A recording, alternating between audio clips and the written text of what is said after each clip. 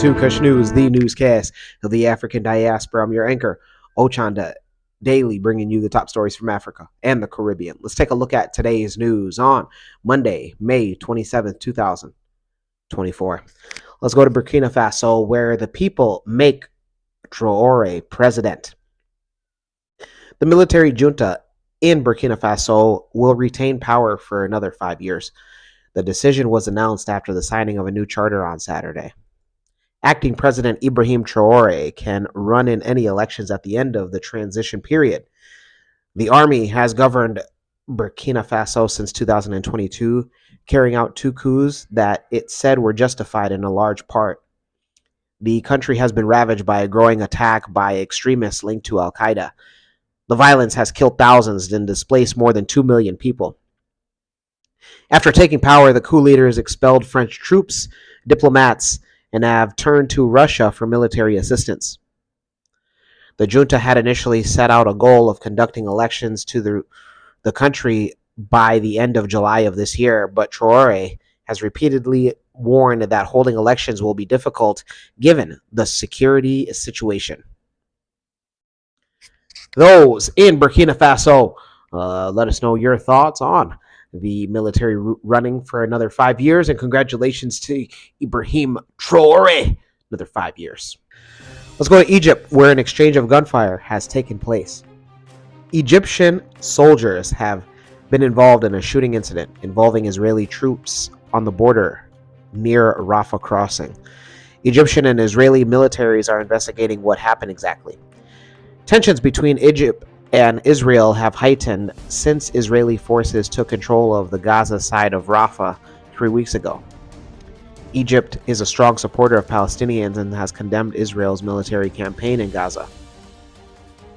Egypt was the first Arab country to sign a peace deal with Israel 45 years ago, and although it has held relations, the two sides have often been shaky. Deadly incidents between Egyptian and Israeli troops are rare.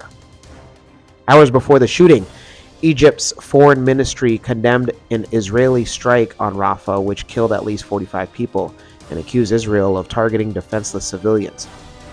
Like Israel, Egypt has maintained a blockade on its border with Gaza since Hamas came to power back in 2006. Hamas also is an offshoot of the Islamist Muslim Brotherhood organization, which is a banned terrorist group in Egypt. Egypt has, however, kept channels open with Hamas and has been acting as a mediator in indirect talks with Israel and the group to try to reach a ceasefire deal. Those in Egypt, let us know your thoughts on the exchange of gunfire between Israeli and Egyptian troops. Let's go to Rwanda, where they get a digital post office. A Kenyan digital postal service called M-Post has launched its e-post office box service in Rwanda. This means over 1 million Rwandans can now use their phone numbers as a postal address to receive mail and parcels instead of using a physical address. M-Post says that this innovation brings a new era in postal services for Rwanda, aligning with Rwanda's digitization agenda of public services.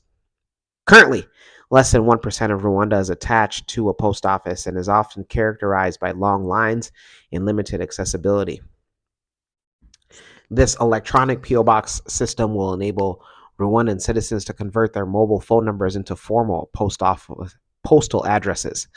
By providing a dependable postal solution, this e-P.O. box platform will help e-commerce businesses expand their reach and improve customer satisfaction. Also, and reduce delivery times. The virtual platform hopes to reach over 5 million citizens within the next 3 years by integrating the local postal services and leveraging the high mobile phone penetration in Rwanda. M-Post aims to offer an inclusive solution that caters both to urban and rural populations. The rollout comes at a time where the company is announcing its official entry into Rwanda.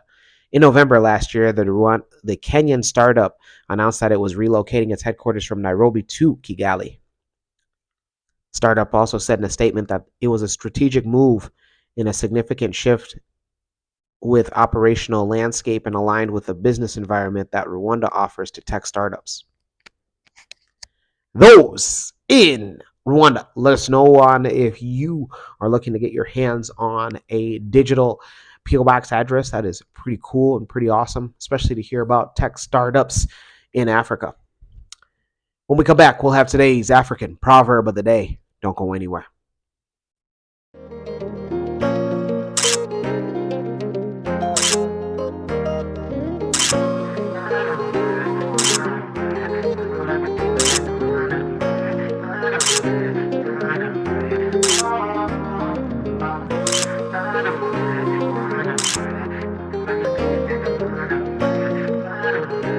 New release of the Spring Summer Collection.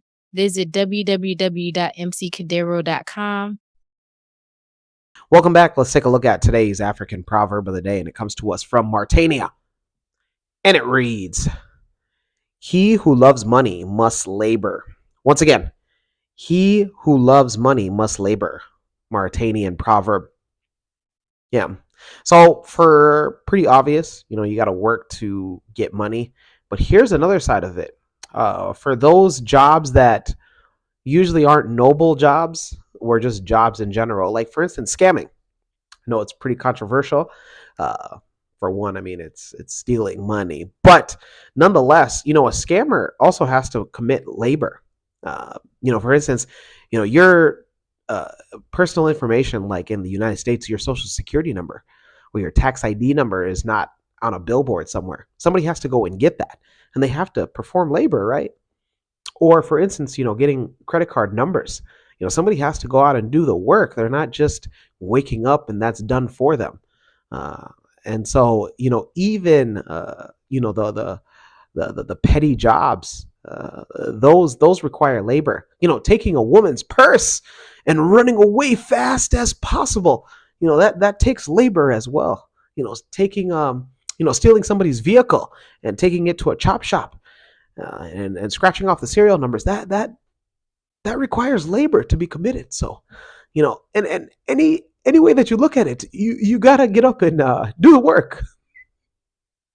Let me know your interpretation of today's African proverb of the day, as well as your thoughts, views, questions, comments, and concerns on the top stories. Don't forget to hit that like button. Make it your best friend.